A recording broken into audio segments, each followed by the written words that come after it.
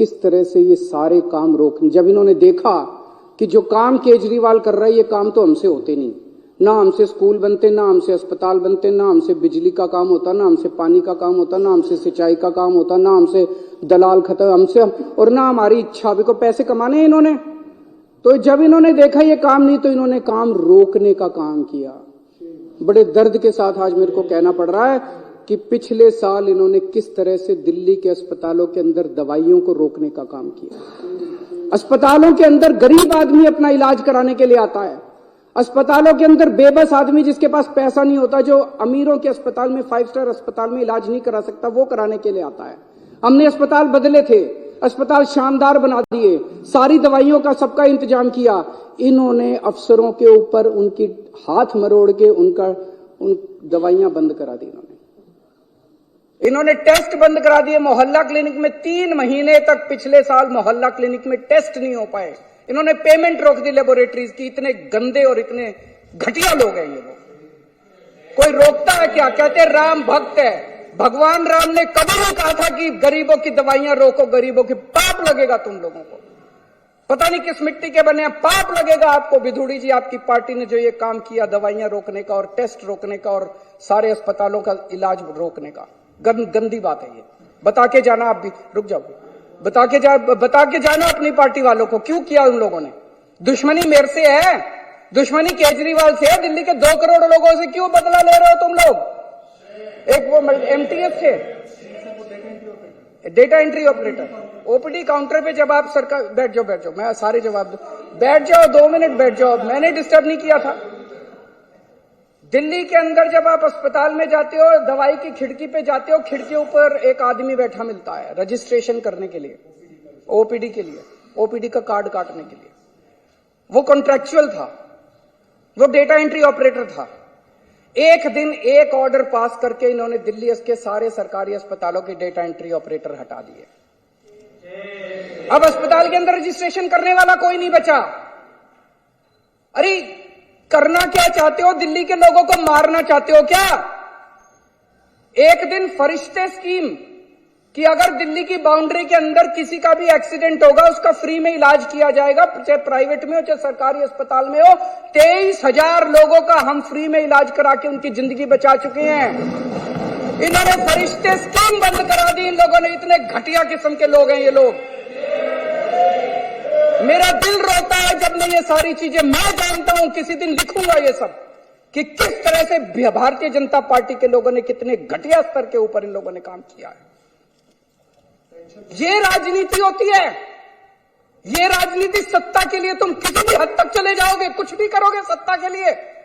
अरे मेरे से दुश्मनी है, मेरे को गालियां दे लो यार, दिल्ली के लोगों का इलाज तो मत रोको कम से कम। आप लोगों को लगेगा केजरीवाल झूठ बोल रहा है।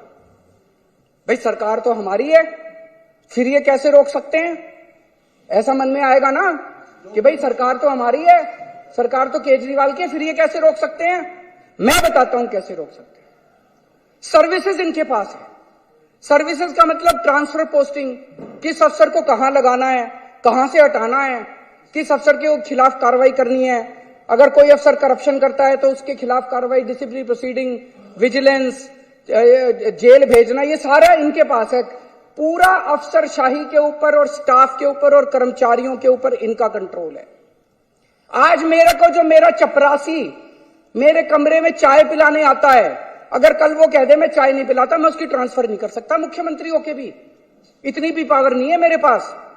सुप्रीम कोर्ट ने ऑर्डर पास किया, भाई ऐसे सरकार नहीं चल सकती, इनके ऊपर कंट्रोल मुख्यमंत्री का होगा। इन्होंने कानून ला के पास कर दिया कि नहीं, कि मुख्यमंत्री का नहीं होगा, एलजी का कंट्रोल होगा, केंद्र सरकार का कंट्रोल होगा। अब ये क्या कर रहे हैं? एक आईएएस अफसर को बुला के धमकी दी जा रही है। धमकी क्या दी जा रही है कि अगर तुमने इस सरकार का एक भी काम किया, किसी भी मंत्री का एक भी काम किया, तुमको जेल भेज देंगे, तुमको सस्पेंड कर देंगे, तुम्हारे ऊपर झूठा केस बना देंगे। जैसे इतने सारे झूठे केस अभी इन्होंने बताए, तुम्हारे ऊपर झूठा केस बना देंगे, सस्पेंड कर देंगे, ईडी लगा देंगे, सीबीआई लगा देंगे। खबरदार अगर तुमने इनका साथ दिया तो। रो रहे हैं आईएएस अफसर, रो रहे हैं दिल्ली सरकार के कर्मचारी। एक मेरे पास अफसर आया, तब टप आंसू बह रहे थे। 56 साल की उम्र है उसकी और टप टप टप टप आंसू बह रहे थे उस IAS अफसर के। वो बेचारा वो कहता है जी मैंने कभी ऐसी नौकरी नहीं देखी, इस तरह का माहौल मैंने कभी नहीं देखा कि खुलेआम हमें धमकाया जा रहा है। दिल्ली के अंदर, पूरी दिल्ली के अंदर पानी का संकट इन्होंने और सीवर का संकट पैदा कर रखा है। कैसे? आप लोगों ने इस पूरी विधानसभा ने बैठ के बजट पास किया पिछले साल। आपने कहा भाई 5,000 करोड़ रुपए बजट होगा दिल्ली जल बोर्ड का। वो सारा पैसा लेके बैठ गए ये लोग। फाइनेंस डिपार्टमेंट पैसा नहीं दे रहा जल बोर्ड का। 6 महीने से पैसा नहीं मिला जल बोर्ड को। जल बोर्ड चलेगा कैसे? छोटे मोटे रिपेयर का पैसा भी नहीं मिला जल बोर्ड के पास रिपेयर का पैसा भी नहीं बचा। छोटा मोटा धमकी दी जा रही है कि फाइनेंस डिपार्टमेंट के प्रिंसिपल सेक्रेटरी को धमकी दी जा रही है, खबरदार अगर तूने पैसा दिया। दिल्ली को ये बर्बाद करना चाहते हैं। चारों तरफ सीवर बहने लग गया, पानी का संकट हो रहा है। अल्टीमेटली सौरभ भारद्वाज और अतिशी ने मिलकर हाईकोर्ट में केस करा। हाईकोर्ट ने ऑर्डर कर दिया पैसा तुरंत रिलीज करो। अगली हेयरिंग 29 फरवरी को है, अभी तक नहीं करा इन्होंने। ना ये सुप्रीम कोर्ट की मानते, ना ये हाईकोर्ट की मानते।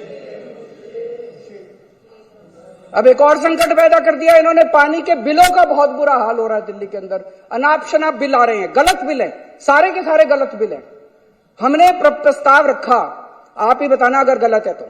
हमने कहा भाई अगर किसी का पानी का बिल गलत है, आपके पिछले सालों के अंदर 3 साल 4 साल 5 साल जब से आपने पैसे नहीं भरे, आपके 2 या 2 से ज्यादा अगर कोई भी ओके बिल है, उसको हम ले लेंगे, उसका एवरेज निकालेंगे और एवरेज के हिसाब से बाकी सारी कर देंगे।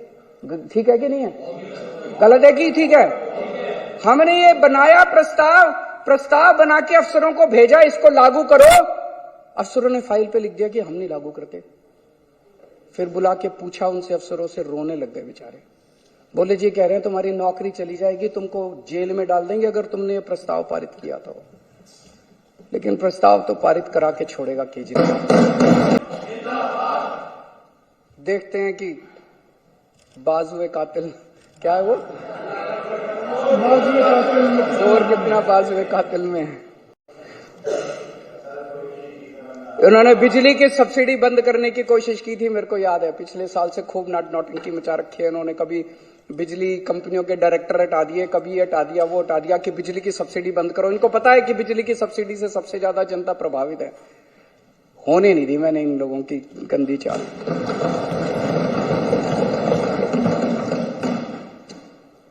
हम बहुत छोटे लोग हैं और हम यहाँ पे देखो तो पता नहीं मुश्किल से 2-4 ही होंगे जो कि पॉलिटिकल बैकग्राउंड से हैं। बाकी तो सारी एक तरह से गलियों में घुमा करते थे हम सारे। हमारी क्या औकात थी? हैं? हाँ, क्या औकात थी हम लोगों की? लेकिन कुछ तो ऊपर वाला चाह रहा है, कुछ तो हमसे करवाना चाह रहा है। मतलब एक सुंदर नगरी की झुग्गियों के अंदर मैं यूं ही घुमा करता था, कोई नहीं पूछता था। परिवर्तन नाम की NGO चलाया करता था, आप लोग भी अपनी अपनी जिंदगी चला रहे थे। अचानक वहां से उठा के लोगों का पता नहीं क्या प्यार था, क्या किस्मत